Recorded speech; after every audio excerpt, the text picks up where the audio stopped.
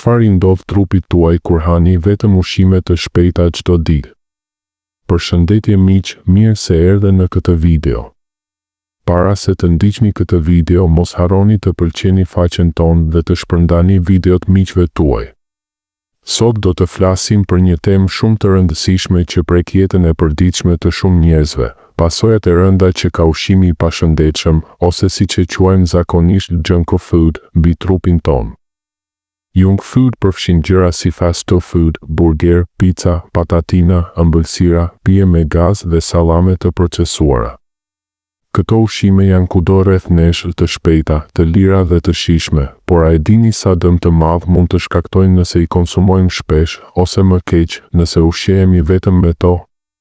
Në këtë video do të shpjegojmë hap pas hapi çfarë është junk food, efektet e menjëhershme që ndjen trupi pas konsumimit dhe sidomos pasojat afatgjata serioze si diabeti, sëmundjet e zemrës, depresioni, problemet me tretjen, kanceri, çrregullimet e lëkurës dhe obeziteti. Do të mbështetemi në studime shkencore dhe fakte të verifikuara për të kuptuar pse këto ushqime janë kaq të rrezikshme. Në fund do të flasim për një përfundim kritik, çfarë ndodh nëse një person ha vetëm junk food pa asgjë tjetër. Dhe sigurisht do të japim këshilla praktike për të shmangur këto rreziqe. Qëndro deri në fund, sepse kjo video mund të ndryshojë mënyrën se si e sheh ushqimin tënd të përditshëm. Le të fillojmë. Çfarë është junk food? Së pari, le të sqarojmë çfarë nënkuptojmë me junk food. Këto janë ushqime që kanë përmbajtje shumë të lartë në sheqer të rafinuar, krip, yndyrna të ngopura dhe transyndyrna, por shumë pak vlera ushqyese reale. Ato quhen kalori boshe sepse të japin energji të shpejtë, por nuk të furnizojnë me vitamina, minerale, fibra ose proteina cilësore që i duhen trupit për të funksionuar mirë. Shembuj klasik janë burgerët e fast foodit, pizzat me sallam, patatinat e skuqura, donutët dhe ëmbëlsirat industriale, hot dogët, sallamet dhe proshutat e procesuara, pije me gaz dhe çdo gjë që është e skuqur thellë ose e mbushur me aditiv për të zgjatur afatin e ruajtjes. Pse quhen junk? Sepse janë si plera për trupin, të dizajnuara për të qenë hiper të shijshme, duke stimuluar qendrat e kënaqësisë në trup përmes kombinimit perfekt të sheqerit, kripës dhe yndyrës. Kjo na bën të duam më shumë, por në realitet ato na dobësojnë sistemin imunitar, na lodhin dhe na çojnë drejt sëmundjeve kronike.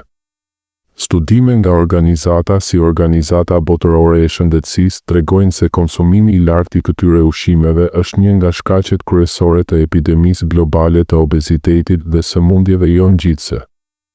Efektet afat shkurtra. Tani, le të shohim çfarë ndodh menjëherë pas ngrënies së junk food.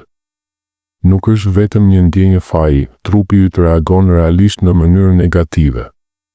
Së pari, lodhja dhe këputja. Kur ha diçka të mbushur me sheqer, si një ëmbëlsirë ose pije me gaz, sheqeri hyn shpejt në gjak dhe të jep një bomë energjie të menjëhershme.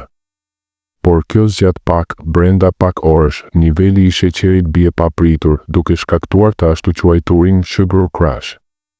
Rezultati? Ndjehesh i lodhur, nervoz, i irrituar dhe pa përqendrim.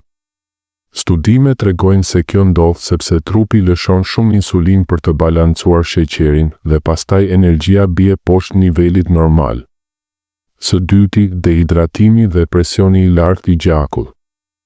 Junk food është plot krip, një burger i madh mund të ketë më shumë se doza ditore e rekomanduar.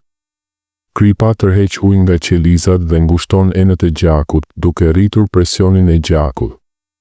Zemra detyrohet të punojë më fort për të pompuar gjakun dhe mund të ndjesh kokëdhimbje, ënjtje ose etje të madhe.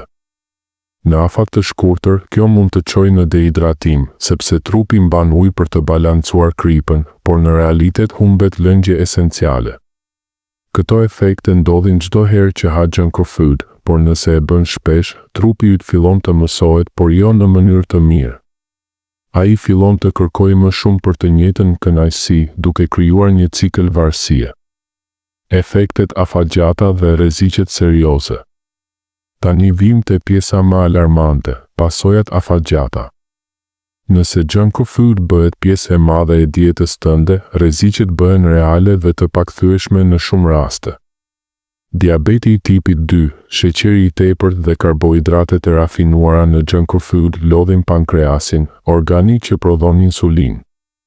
Me kalimin e kohës, qelizat bëhen rezistente ndaj insulinës, gjaku mbushet me sheqer që nuk përthithet. Studime të mëdha tregojnë se konsumimi i rregullt i pijeve me gaz dhe ëmbëlsirave rrit rrezikun me deri në 30 deri 50%.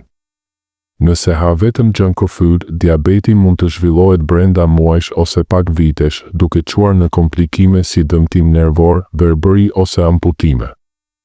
Sëmundjet e zemrës, yndyrnat e ngopura dhe transyndyrnat në ushqimet e skuqura dhe të procesuara rrisin kolesterolin e keq që bllokon arteriet.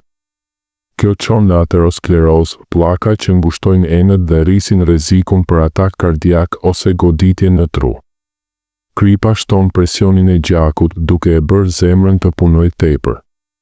Sipas studimeve, njerëzit që hanë shpesh fast food kanë 20 deri 60% më shumë rrezik për sëmundje kardiake. Imagjino arteriet si tuba, junk food i mbush me plera që një ditë bllokojnë rrjedhjen. Depresioni, po, junk food ndikon edhe në shëndetin mendor. Mungesa e lëndëve ushqyese si omega 3, vitamina B dhe magnez dobëson trurin. Inflamacioni nga yndyrnat e këqija ndikon në hormonet e lumturisë si serotonina. Një studim i madh spanjoll tregoi se ata që hanë shpesh fast food dhe ëmbëlsira kanë 51% më shumë gjasa të zhvillojnë depresion. Pse? Sepse mikrobioma e zorrëve, bakteret e mira, dëmtohet dhe zorrët lidhen drejt për drejt me trurin përmes gut-brain axis. Probleme me tretjen, junk food ka pak fibra, 0 në shumë raste. Pa fibra, tretja ngadalësohet duke shkaktuar kapsullët kronik, hemoroide, hernie dhe madje divertikuli. Yndyrnat e këqija dëmtojnë mikrobiomën e zorrëve duke çuar në inflamacion dhe sindromën e zorrës së irrituar.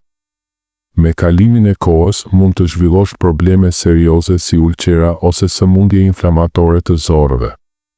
Kanceri, ushqimet e procesuara si sallamet dhe hot dogët përmbajnë nitrate dhe nitrite që formojnë substanca kancerogjene, nitrosamina, në trup. Organizata Botërore e Shëndetësisë i klasifikon mishrat e procesuara si kancerogjene të grupit 1, si duhani. Rreziku është më i lartë për kancerin e zorrës së trash. Gjithashtu, obeziteti dhe inflamacioni nga junk food dobësojnë sistemin imunitar, duke e bërë trupin më të ndjeshëm ndaj qelizave kancerogjene. Probleme me lëkurën, sheqeri i lartë shkakton inflamacion që çon në akne, duke stimuluar prodhimin e tepërt të vajit. Yndyrnat e këqija dhe mungesa e antioksidantëve përkeqësojnë ekzemën dhe psoriazën. Studime tregojnë se dietat me indeks glicemik të lartë, si junk food, rrisin aknet me 50% ose më shumë. Lëkura bëhet e thatë, me rrudha të parakohshme dhe inflamacion kronik. Obeziteti, kalorit e tepërta dhe mungesa e ngopjes së vërtet çojnë në shtim peshe të shpejtë. Obeziteti rëndon zemrën, kyçet, mushkëritë dhe çon në astmë ose probleme frymëmarrjeje. Është një cikël vicioz, sa më shumë junk food, aq më shumë uri emocionale dhe shtim peshe. Përfundimi kritik. Tani, pyetja më dramatike, çfarë ndodh nëse një person ha vetëm junk food dhe asgjë tjetër? Eksperimente reale, ku një person hëngri vetëm junk food për 30 ditë, treguan shtim peshe të madhe, rreth 11 kg, dëmtim të mëlçisë, lodhje ekstreme dhe probleme mendore.